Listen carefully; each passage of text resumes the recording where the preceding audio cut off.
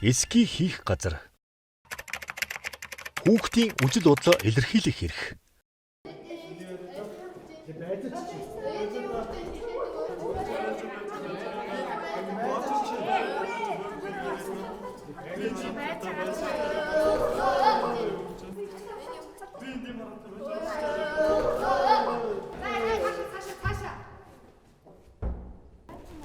Хүн асрах ажил хийх хүн байна уу? Сайн сонсцгоорой. Ийм нэг хүн байна. Ярьж чаддаггүй, хүний эснийг ойлгодоггүй, өглөө арайг болж байгааг мэддэггүй. Сүүлийн бараг 5 сар хүний асаргаанд байгаа. Үргэлж шүсээ гоожуулна, гараа савчуулна, хаасаагүй бие засна. Сарын ус 700 мянган төгрөг. Ийм заваа амтыг асуулгаж хэн заруудаг байна тий? За арайч дээ. Би яаж ч ядах ийм муухай ажил хийх дээр тулаагүй байна. Харин Хөөе хагч нараа. Та нар хүн асарна гэж байна. Хараач хүн мэж яагаад дургуцаад байгаа юм бэ?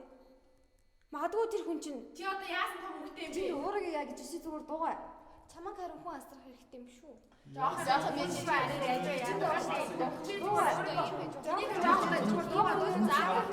Ой. Эсгийн газар хүүхэд нохоо ирэхгүй гэж мэдгүй чи. Та нар ч одоо юундаа шаагалт цагаад байгаа юм бэ? Гарч хэрэлдээч. Чи тэр ажлыг хийж чадах юм уу, чадахгүй юм уу? Хичээ би тэр хүнийг асарч болох уу? Одоо очиж болох болов уу? Болно. Би ч юм таяг нүгэ. Та гарч.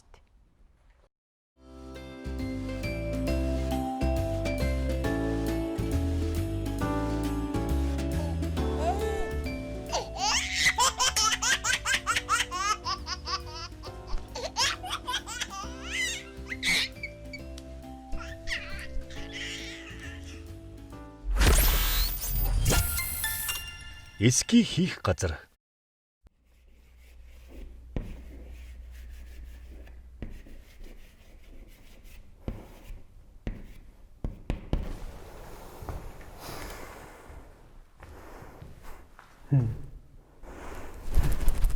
Юу гэдэг юм бэ? Маск авч ирж байна шүү дээ. Скот үзсэн бас.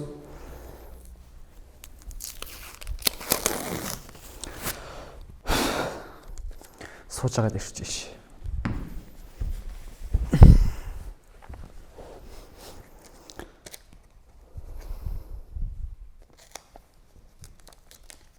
Сая ажил ирж байгаа хүмүүсийн нэгнийх нь хэлсэн эсхий их газар хүүхэд нохоо ирэхгүй гэдгийг санаж байгаа үсттэй. Манай монгол хэлний багш хичээл дээр заасан болохоор би сайн санаж байна. Монголын уламжлалт ахуйд эсхий гэдэг бол маш чухал ажлын нэг. Тиймдээч цаана хүүхэд оролцохгүй гэдэг утга харагдаж байгаа үстэй. За энийг хуучны үг юм гэж саний. Тэгвэл одоо ч гэсэн хүмүүс эсхий хийсэн хэвээрээ тэр чухал ажилд нь хүүхэд огт оролцдоггүй хэвээрээ. Оролцох байтугай өөрийнхөө бодсныг хэлж чадахгүй эсхий шиг чухал ажлууд зөндөө шүү дээ. Зам тээвэр, худалдаа, үзүр үйлчилгээ, мөнгө санхүүгийн асуудал, гэр бүлийн асуудлууд хүүхдүүд оролцдоггүй. Яагаад гэвэл энэ асуудлууд бүгд эсхийл гэсэн үг.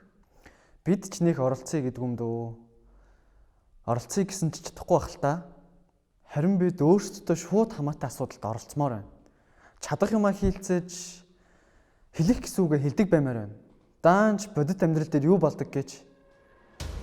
Ээж би гадаад тогломоор байна. Болохгүй даарчхан.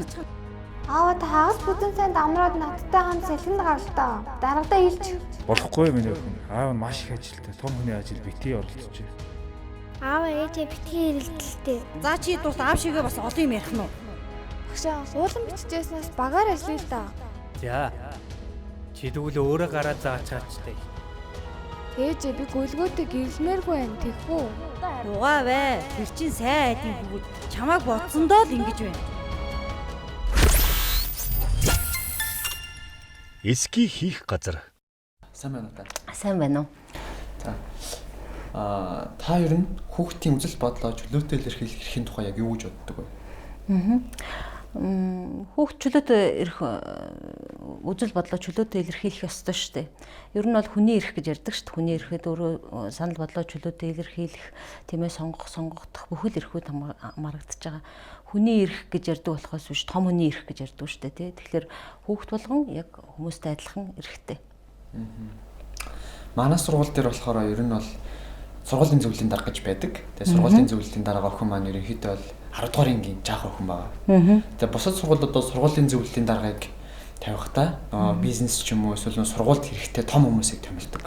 Тэгээ бас клубын зөвлөл гэж байгаа. Тэр нь клубын зөвлөл бол тэгээд энэ сургуулийн зөвлөлийн дараа Монголд ерөөсө ганцхан хамгийн анхдагч.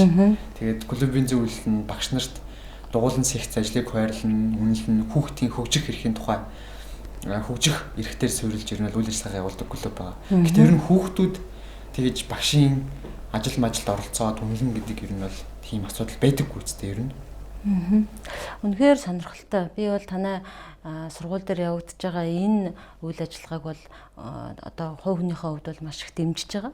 Яагаад гэвэл хүүхдүүдэд зохих эрхийг хөгжүүлэхийн тулд хүүхдүүдийн оролцоог өндөр нэмэх ёстой. Гагцхүү энэ дэр нэг асуудал байгаа нь хүүхэд одоо туршлага багтай тий бас үзэж туулсан амьдралын одоо алдаа оноогоо шүүх талд арай одоо нөгөө төлөвшөж амжаагүй байгаа учраас магадгүй энэ чухал албан тушаал дээр байхдаа хариуцлага алдаж болох юм тийм. Тэгэхээр сургууль нь энд бол хүүхдэд зохих ёсны өөрсдөө шийдэж чадах тэр эрхүүдийг олгож өгж байгаа байх гэж би найдаж байна. Хүүхдүүд бол энэ дэр чөлөөтэй одоо өөрийнхөө үзэл бодлыг илэрхийлээд хүүхдүүдийн нэрийн өмнөөс хүүхдүүдийн дуу хоолойг гаргахад бол би энэ их чухал одоо үйл явдал гэж ойлгож байгаа.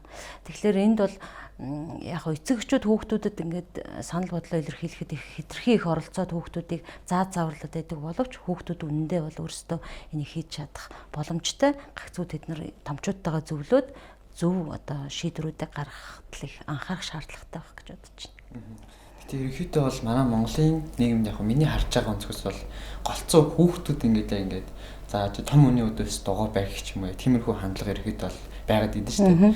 Тэр нь бол цаашдаа энэ ингээд хүүхдүүд өөрсдийнхөө үзэл бодлыг ингээд чөлөөтэй илэрхийлээд сураад өөрсдийнхөө эрхийг тодорхой хэмжээгээр мэдээд ирээд нийгэмд ингээд яг тодорхой хэмжээгээр байр суурь эзлээд ч юм уу чөлөөт үзэл бодлоо илэрхийлэхэд нийгэм одоо тодорхой хэмжээгээр ингээд нийгмийн байр суурь жоох өөрчлөгдөх болов ер нь хүмүүсийн харах хандлага. Одоо цаг үе их өөр болчиход байна шүү дээ тийм ээ нийгэмд дэлхийн ертөнцид маш их өөр одоо өөрчлөлтүүд явагдаж байгаа ийм үед бид нар амьдарч байна. Тэгэхээр хүүхдүүдийн оролцоо өндөр байх тусмаа аль болохоор эрт байх тусмаа би хүүхдүүдэд зориулсан асуудлууд бүр илүү гоё одоо хүүхдүүдтэй тохирсон байх болов уу гэж бодож байна. Хүүхдүүд энд оролцож сурах хэрэгтэй.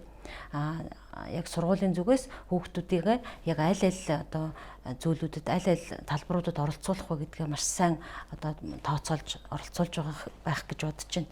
Тэгэхээр хүүхдүүдийг алдахгүй л гэж хүн томчууд илүү их хэлж илүү их зааварчлаад байдаг болохоос биш үнэндээ бол хүүхдүүд маань сайн сайхан байгаасай л гэж хүсэж оролцдог шүү дээ. Тэгэхээр томчуудтайгаа оролцоод хүүхдүүдэд жинхэнэ тэдний хүссэн зүйлийг л гаргаж ирэх нь чухал байгаа. Тийм учраас энэ дээр томчууд ч тэр анхаарлаа тавих хэрэгтэй.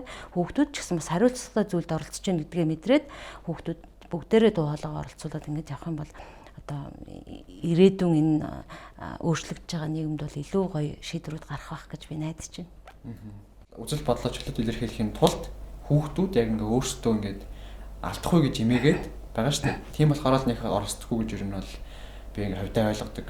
Түүнээс бол томчуудын зүгээс бол ерөнхийдөө л хүүхдүүд бидний л бас сайн сайхны төлөө л ингээд дурддаг байх гэж боддог ер нь. Тийм шүү дээ.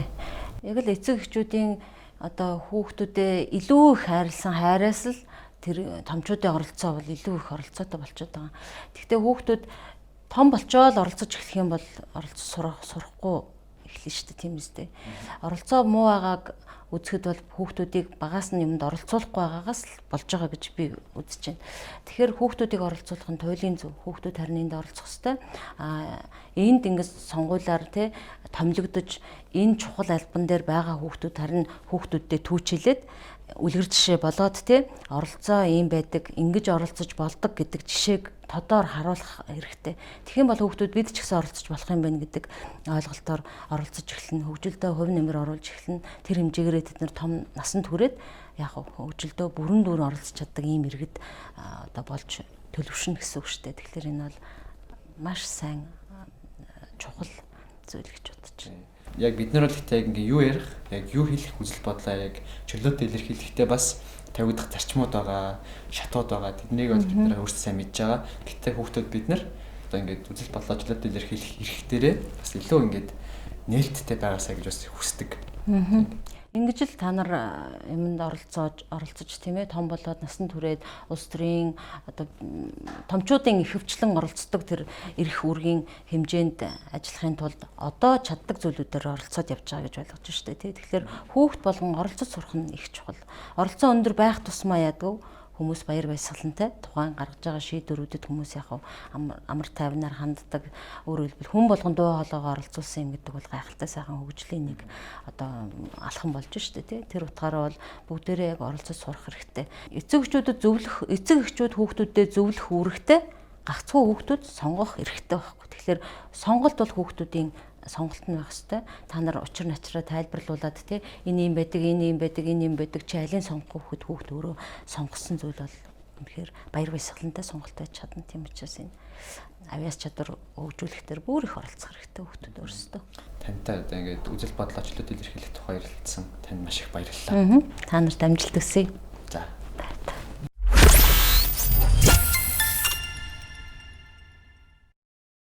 Уулын зочинтойгоо нэг гоё зүүрүүг хэлье гэж бодсон санаанд юу ороогүй. Манай Монгол ардын зүүрүүгэнд хүүхдийн үгийг сонсох тухай зүүрүүг арай байдгүй юм шүү дээ. Цовоогийн өмнө цооног, цогдгийн өмнө үлээ. Ах нь хилж дүүн сонсдог. Хошуу нэмэхээр хуруу нэм. Эсхийх газар гэсэн үгүүд санаанд ороодох юм. Хүүхдийн үгийг сонс гэд байгаа ч гэсэн бодит амьдрал дээр яг хаан сонсоод байгаа юм бүү мэд. Дуугүй байгаад байвал үзэл бодлоо илэрхийлж хизээ сурах юм бүү мэд. Магадгүй ингэсээр байгаад бид өөрсдөө итгэлгүй болчих юм шиг байна. Уг нь хүүхдүүдэд хэлэх юм зөндөө байдаг шүү дээ. Ямар ч байсан бид нэр төгслөө сургууль дээр хэлэх гэсэн үгээ хэлж үзэл бодлоо илэрхийлсээр байх болно. Түүний нэг жишээ энэ нэвтрүүлэг. За одоо болох үг олдож өхөр олж байгаа. За өгшөө. Гэхдээ л би эсхийх газар хүүхэд нохоо хэрэггүй гэдэг үгэнд дургу. Эсхий хийх газар. Хүүхдийн эрхийн тухай хууль 6-гийн 1-ийн 5. Хүүхэд чөлөөтэй бодож сэтгэх, өөрөө эсвэл бусдаар дамжуулан үжил бодлоо чөлөөтэй илэрхийлэх, мэдээлэл хайх, хүлээн авах эрхтэй.